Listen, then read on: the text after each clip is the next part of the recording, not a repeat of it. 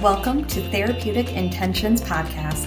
My name is Stephanie Dingbaum. I am a mental health therapist, and I am so passionate about all things health and wellness, personal development, and empowering others to be their most authentic and best versions of themselves. Here at Therapeutic Intentions, we are all about having intentional and authentic conversations on whole body health, healing practices, mindset, and ways to uplevel your life so you can truly be the best version of you. If you are a woman, a mom, hope to someday be a mom, a healer, or just in a place where you want to start prioritizing yourself and your health, then this podcast is for you. I am so glad you're here. If you're ready, let's get to it. Hello there. Welcome back to Therapeutic Intentions Podcast. Stephanie Dingbaum here. We are on episode 38 today. And what we're going to be really diving into is I just feel really compelled to share with you all as I'm rounding out the end of my first year in business. I really want to share lessons that I learned within that first year. You know, everything from failure to poor decisions, lack of knowledge, all of it. Although I don't like the word failure, I just think it has it is a really negative word. And I don't know anybody who has not failed, who hasn't had success come out of the failure, if that makes sense. So all the lessons learned really from everything from naive decision-making, poor decisions, just lack of knowledge, all of that. I think for anybody out there who is thinking of starting their own business, who is currently within their first year of business, even if you're a seasoned business owner, I think all of this will really resonate with you because we've all learned lessons the hard way, right? And so it just feels right. It feels like it's time that I share all these lessons with you guys. But before I really dive into that, I want to do a couple shout outs. So I looked up to see if there's been any additional ratings or reviews, and I did have a new review on Apple Podcasts, so I'm going to share that with you. All right, shout out to Emily. She said, I have really enjoyed this podcast so far. I'm always on the hunt for a feel-good channel to listen to with relatable and interesting topics. You can really tell the host has her whole heart into what she's doing, and that makes me want to listen more. Thank you so much, Emily. She is actually from my hometown, so I really appreciate that. Thank you so much for taking the time to leave a review. And I also want to do a shout out to a dear friend, Morgan. Thank you so much. We were catching up the other night, and she just had some really awesome feedback to share about the podcast. Got to talking about episodes that just really resonated with her, that she learned a lot about, and she gave me some really awesome feedback for some additional subjects she'd like to hear about. And, you know, I didn't start this podcast for my friends. I didn't even start it for people locally. I ultimately was doing it because I just felt that strong pull. Like I have a story to tell. I have opinions that I feel people need to hear. And that's why I started it. Never would have guessed that all of these local people would have been listening, but it's an honor truly to hear reviews and feedback from people locally, family, friends, or just people from my hometown. It's amazing to hear that. And so, yeah, when my friend Morgan shared her honest feedback, it meant a lot to me. And like I said, I don't assume that my friends all listen. So it was greatly appreciated. So thank you for those amazing and honest reviews. It's just a good reminder, if you haven't gone on either Apple Podcasts or YouTube, or you can also rate me on Spotify. You can't leave a review, but you can rate me on there. Go, and it literally takes less than 2 minutes. It takes less than a minute just to rate the podcast on Spotify. But if you want to leave a review, that truly does take less than 2 minutes. So whatever app you're listening on, try, if you can, just please take the time, pause the episode right here, go into it, and please rate and review the podcast. I really appreciate it. From time to time, I try to log in and look to see if there's any new ones. And if there are, I definitely do a shout out in my upcoming episodes. So just know if you do leave a review, likely I will give a shout out to you. So thank you so much. I really appreciate it, to both Emily and Morgan. All right, so let's get into it. I don't want to waste any more time. So, like I said before, we're rounding out 2024, which is amazing to be able to say that. I have, as of January, I will have officially been in business on my own for a full year. And when I say like on my own, I mean truly like on my own, in my own office. And it feels so amazing to be able to share this with you guys, but this first year in business has been a huge success. I mean, I'm not sugarcoating this, but my business is truly thriving. The private practice took off in January and throughout the rest of the year. And truth be told, I'm booked out 10 weeks. Like I'm booked solid for 10 weeks, which is an amazing feeling. And it is in large part to all the amazing mindset work that I did and how I chose to stay positive through this whole journey. And that's partly why the business took off like it did. And so I'm so grateful to be able to say that the business is thriving, that I'm full, and I'm loving every minute of it. Truly, being a therapist is just very soul aligned. This is what I'm meant to be doing. And it feels good to be able to say that. It feels good to be able to say that I'm not only practicing therapy, which is something that I've been wanting to do, but I'm also owning my own business at the same time. And it just everything feels so right and so aligned. And it's such a great feeling. If you're a business owner and you feel the same way, then you totally get it. But with all of that being said, I feel pulled to share with all of you some of the hard lessons that I learned within my first year of business. And, even though I wouldn't ever go back, truly starting this practice was the best decision I ever made. I did learn some hard lessons along the way. Sometimes those hard things end up being the best thing for us. I mean, it builds character, right? But if you're even considering starting a business, then truly like this episode is for you.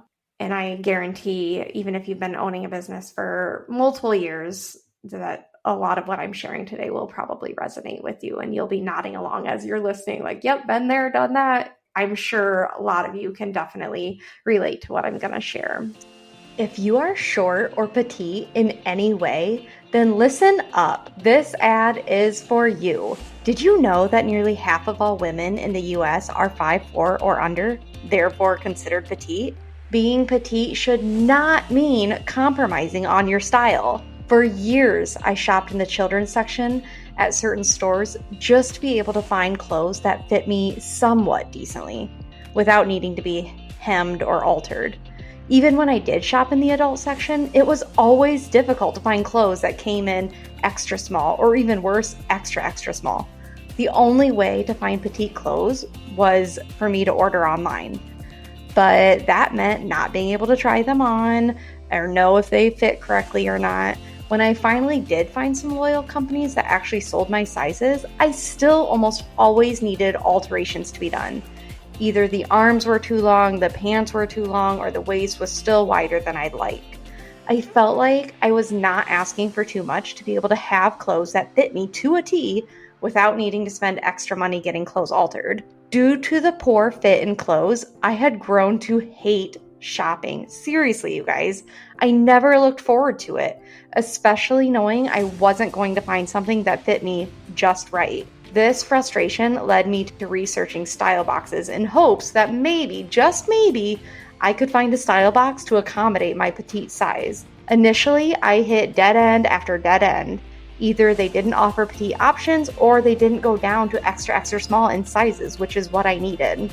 All my prayers were answered one day when I stumbled upon a clothes subscription box called Short Story. Short Story's mission is to help petite women dress with total confidence. They acknowledge that fashion has never been petite friendly, and they are completely rewriting the rules. Amazing, right? They have clothes for petites of all sizes, all heights, and all shapes. Even better, they get their inspiration directly from their buyers, people like you and me who subscribe to them. They literally create and design their clothing lines using our specific feedback. How freaking amazing is that, you guys? There's so much I love about Short Story, but I'll keep it short and sweet so you can get back to the show. First things first, you can order boxes monthly, bi-monthly, every 3 months. You can personalize it to your own specific shopping needs, which is awesome. No more ordering online, going into stores. I get my box monthly and it always comes with 7 items. I would say on average, I keep anywhere from 4 to 6 of the items depending on the month. And another added benefit, when I started, I took their styling quiz and gave them my specific measurements for my entire body. We're talking bust, waist, height, arm length, etc., which means no more alterations. Everything fits my arms, my legs, all of it. It's like, I don't know, I feel like I have my own personal stylist. It makes me feel like a freaking rock star. And after each box, I'm able to give my stylist feedback on the item she sent and requests that I have for future boxes. So I'm always getting my fashion needs met depending on what time of year we're in and what I'm looking for and what events I might have coming up. I am always satisfied too, because it's pretty rare for my request to not be granted, not gonna lie. Finally, when you fill out your styling quiz in the beginning, you get to tell them your price point, what you can and can't afford, what style you prefer, what you like, what you don't like when it comes to clothing, and you can give them access to your Pinterest style board, which, truth be told, best thing I ever did for myself. I literally have manifested my Pinterest style board in real life, you guys, because they look at it each month, and if I pin new items to it, they'll try and send me items that I pinned or close to it. Talk about an added bonus. It's just amazing. So seriously, I feel like I've bragged enough. I'm sure you get the point by now. Short Story is for petites of all ages, all sizes. If you are 5'4" and under, this is the subscription box for you. No more shopping in stores. Let your clothes come directly to you. Hopefully, this will then save you time. I know we all need more of that, and money in the long run. I wouldn't be recommending a company that I myself don't strongly support and believe in personally. I have been a loyal subscriber of Short Story for over 6 years now, and I am so proud of it. Be honest.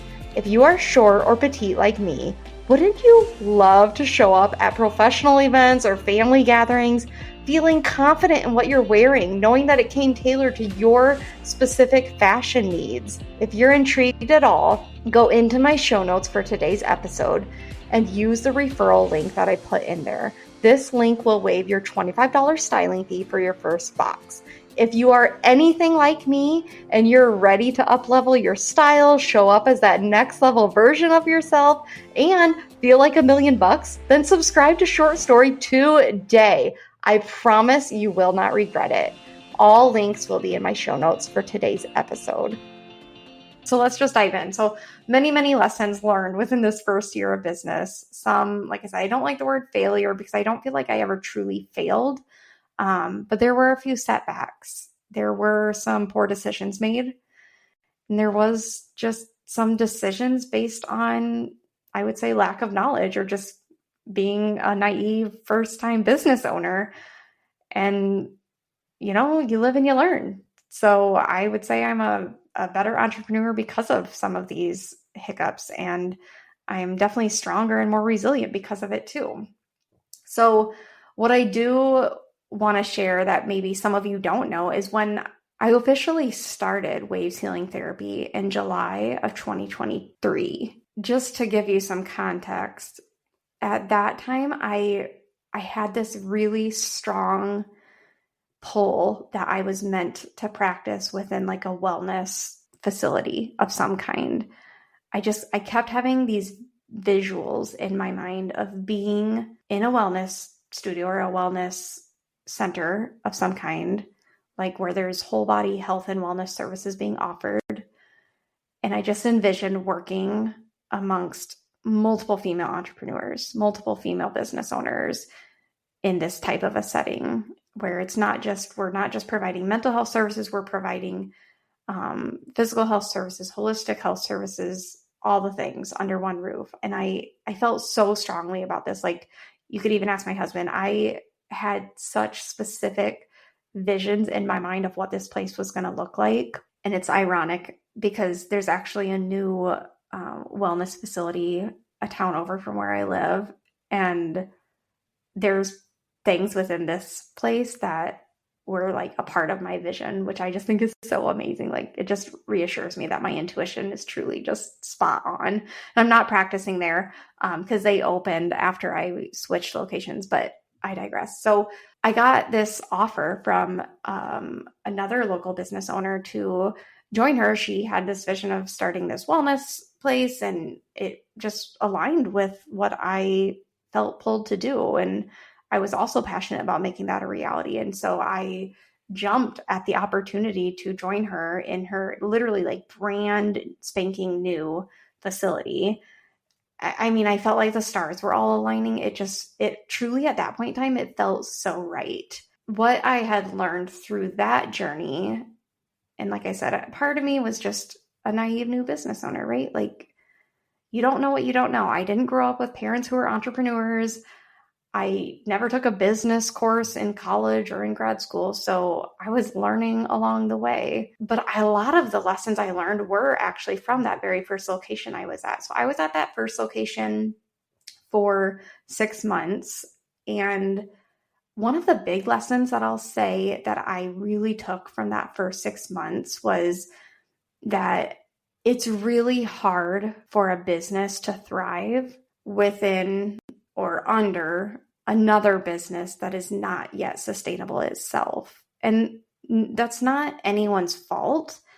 You know, I was starting a new business. The owner of this wellness facility was starting a new business. I mean, it just was really hard to make my own private practice sustainable when I was located within this wellness facility that was not yet sustainable itself. And like I said, that's nobody's fault. It's just, it made it really hard to get my feet under myself. And, you know, there weren't policies in place at this place yet. There weren't procedures in place. Things were still being figured out along the way. But then as that business was getting busier, it was easy for things to just fall to the wayside. And so, like, for instance, I didn't have a contract actually signed, which that was a huge lesson that I learned. I mean, word of mouth is not, it's not enough. And so, yeah, that was all just a really hard lesson that I had to learn. And then when push came to shove and we finally did discuss contract terms, we couldn't come to an agreement on it. Again, nobody's fault. I should have pushed for that earlier on.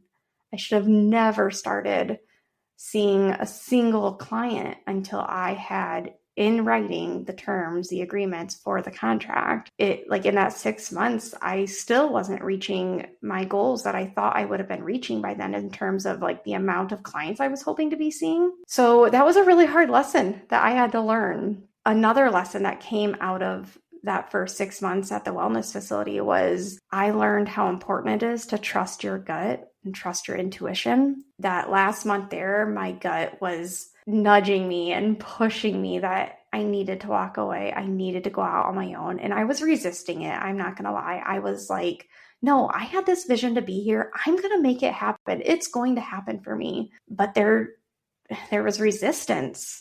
And that resistance was just another nudge that I needed to truly go out on my own. I needed to walk away from this. And the second I did, another location fell into my lap. It ended up being a perfect fit. And from that point forward, it was like my business soared. Like it truly took off and was a huge success.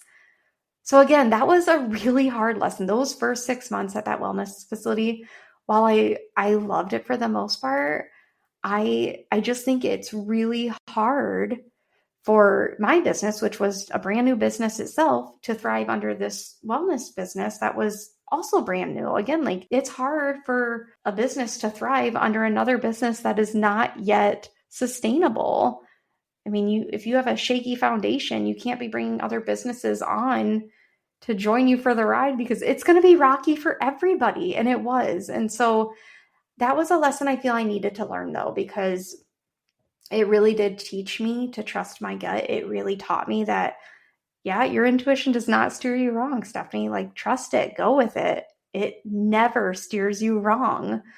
And once I took that leap and truly went out on my own, I never looked back. I was so happy. And the ironic part about all of this is the new location where I moved into pretty much was also like a wellness facility. I mean, I was renting an office from a local chiropractor who had multiple offices within her space. And there happened to be a massage therapist in there who's also a medium. There's a shamanic healer, Reiki practitioner in there. Like I said, the chiropractor, and then we had a pediatrician join us too. So it literally is like we're our own little wellness studio. The only difference is that we all have our own LLCs. Nobody's contracted there. We just pay rent and that's it. So it's amazing how I was so resistant to this, but then everything just kind of fell into place once I went out on my own, and it was like the clients started flooding in. All of the behind the scenes stuff, just all the pieces started to fit together all of a sudden. And even though it was a really hard decision, I am so grateful that I trusted my gut and went with that, because it led to me truly thriving. And I definitely, like I said, I can't believe I was resistant to that. Another lesson that I learned, that I'm really, even though it was a hard decision choosing to leave that initial location, were there some bumps in the road? Yes. At that location, yes, there was some bumps in the road. However, I am truly grateful that I had the opportunity to practice there, because I learned a lot about running a business. I learned a lot about how I wanted to run my own business, how I didn't want to run my business. I learned a lot about the importance of mindset when running a business. What I feel, one of the biggest things I feel I got from being at that location was my confidence. If I had just started my business truly on my own from day one, I think I would have lacked confidence big time. So choosing to work within this wellness facility, it's like it gave me the confidence that I needed, that I did not initially have. So then in January, when I truly went out on my own and left that location, it was like I had this confidence that I didn't have 6 months prior. So it really was that stepping stone that I needed. So I'm truly grateful for that. Really, that 6 months in that first location did serve a purpose in my journey. And I wouldn't have had that confidence if it weren't for starting out there. Like I said, I learned a lot about how I wanted to run a business, how I didn't want to run a business. And in that time, I was being introduced to a ton of local female entrepreneurs. And through the networking and getting to know all of these other entrepreneurs, I was learning the importance of mindset as a business owner. Like, your mindset needs to be in a good place, or your business could plummet. Truly, like, your mindset has the ability to drag your business down if you're not careful. This was a lesson, like I said, I learned this lesson from observing other entrepreneurs and meeting other entrepreneurs. As I started seeing examples of that, I decided, okay, if I'm going to run my own business, I have to have that positive mindset, which, truth be told, I did a lot of mindset work through the fertility journey. If you've been listening to the podcast for a while, you already know that. So I truly felt like I had mastered the mindset work. I, in the beginning especially, was very mindful to not let myself think negatively about the business. And I would tell my husband, I would tell my friends, like, there's no room for lack thinking. There's no room for focusing on the lack. There's plenty of clients out there. There's plenty to go around. There's plenty of money. I was not going to let myself dip down into that negative thinking, especially when it came to the business. Your mindset as a business owner can literally drag your business down if you're not careful. That was another huge lesson, I would say, that came out of owning my business within that first year. That was a big lesson that I took. Another thing along the lines of that, with like maintaining a positive mindset, is, you know, when you meet other entrepreneurs and you get to know other business owners in the area, people talk. I mean, obviously, right? But I think one big lesson is I definitely could pick up on when I'm spending time with other business owners and their go-to is to badmouth or talk down about other local businesses, there's just an ick feeling with that. Like, I don't like being around that energy.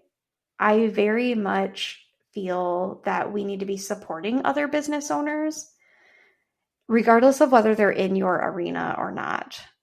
And so, like, for instance, there's multiple private practice owners in my area, and I never once talk bad about them because there's truly more than enough clients to go around. I mean, we could actually use more private practice owners, truth be told. As a business owner, when you negatively talk about other business owners, first of all, as a business owner, like, I just think that looks bad on you. And second of all, that is a direct reflection of where your mind is at. If you truly think in terms of lack, if you truly think there's, I'm struggling, there's not enough clients coming in the door, there's not enough foot traffic coming in the door, things like that, that's your lack mindset. You need to switch over to abundance mindset. But if you're telling yourself that you're in competition with other business owners, that's not healthy. You need to be thinking in terms of there's plenty of business to go around. There's plenty of clients for all of us. Because that, at the end of the day, is going to serve you more than looking at these other business owners as competition. And I just think that mindset is not healthy for your business. I am the first person to build other business owners up. Like, I think we all need to be supporting each other and encouraging each other and cheering each other on. And it shows. The people that do that, it shows. And then people in the area that support these businesses, they feed off of that too. They can tell if you're bitter towards another local business, consumers in the area can tell that. And that's not good for business. Another big lesson that I learned from my first year being in business is understanding that not everyone sees the value in your business like you do. And with that being said, you have to be the one willing to advocate for your business because nobody else is going to do it for you. And like I said, in those first 6 months at my first location, I really lacked the confidence. I really lacked the ability to advocate for myself. I really did struggle with that. But if you're not willing to advocate for yourself and your business that you put the blood, sweat, and tears into building, nobody else is going to do it for you. Because truly, nobody sees the value in it like you do. Don't assume that everybody sees your business as this valuable asset like you do. Because not everybody does. And that's okay, right? Like, you're the one that built it. Of course, you're going to see it as way more valuable than anybody else would. But with that being said, don't settle for less. I definitely did.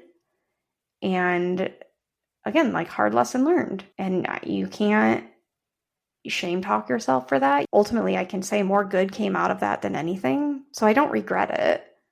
I truly think I am a better business owner because of it. I'm going to be a better business coach because of all of this experience. So I don't regret any of it. And then the final lesson that I want to share with you that's obviously connected to this topic is just know your worth. As a business owner, know your worth. Know what your business is worth. And like I said, don't settle. You know your why. You know the reasons behind why you built this business. There's value to that why. Don't settle. Truly, like, you should look at your business like it's a diamond. That's all I really have for you guys today. But like I said, I felt like this needed to be shared. I felt like I've been really looking back at this year and just feeling so proud of myself for how far I've come, so proud of myself for the growth that has happened in my business and the growth that has happened within me personally. And I just feel like people need to hear about this. People need to hear about those lessons that you learned in that first year. Especially, like I said, if you're considering starting your own business, take these lessons with you. Keep them in your back pocket. I think they can be really helpful. And I'm sure if you've owned a business for many years, you are probably listening to some of these and nodding along because you can definitely relate to what I'm saying then. All right, guys, thank you so much for tuning in today. I so appreciate it. And I'm really excited for some of these upcoming episodes. I've got some really just amazing collabs planned. I've got some exciting solo episodes to wrap up the year. So keep listening. Again, if you haven't left a rating or you haven't left a review for the podcast, please take some time to do that. But ultimately, I just want to say thank you so much for taking the time to listen. Thank you for supporting the podcast. It really means a lot. All right, guys, have a great rest of your week. Thank you so much for listening to us. It means so much to me. If there were any aha moments or anything that really resonated with you on today's episode, then please take a minute and share it on your social media and tag me so I can personally thank you. Also, if you could, please rate and review the podcast as it is new, and that really helps to get the word out there more and reach even more listeners. I'll catch you on the next episode.